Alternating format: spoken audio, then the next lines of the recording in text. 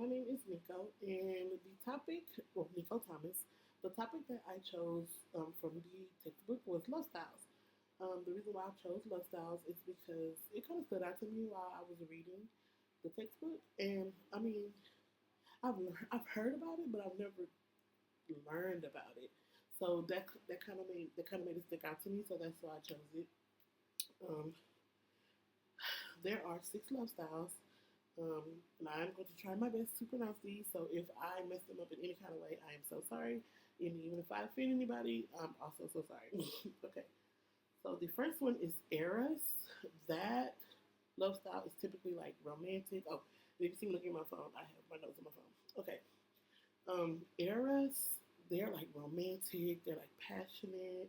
They focus on like physical attraction. So like if I'm not like physically attracted to you as my significant other, then that could be a problem for that love type. That love style. They're often big on love at first sight as well. I've heard of love at first sight, so yeah, I kind of know what that is.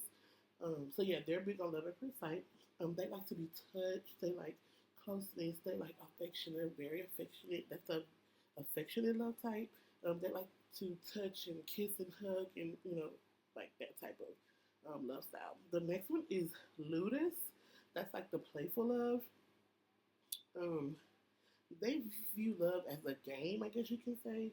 They like to flirt a lot of the time, and they're non-committal, so they don't like to be monogamous in relationships.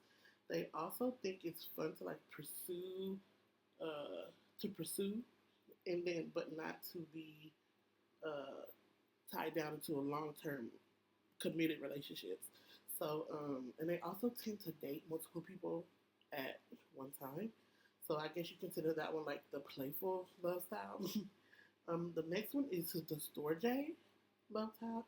That's like the friendly love where they typically start off as friends and then it typically leads into like a romantic relationship.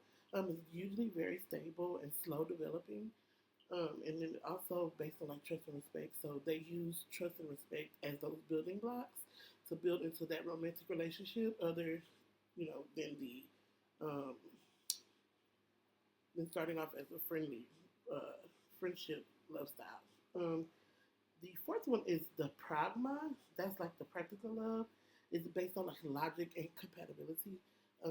If you're not compatible with me or with that person that has that love style, then typically the relationship won't work.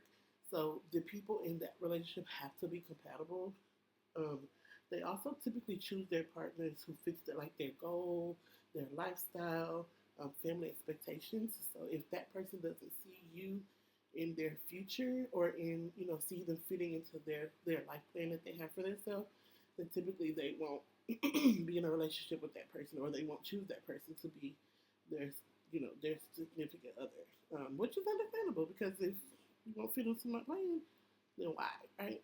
Um, the fourth one is the pragma love style, which is like practical love.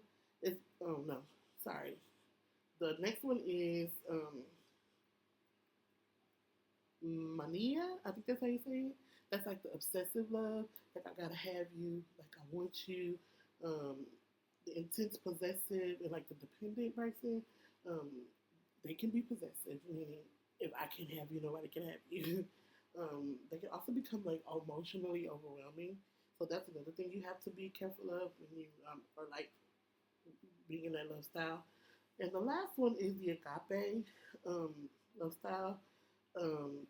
They're giving and they also put their needs above anybody else's needs or their significant lovers needs or their family needs. So they're very giving.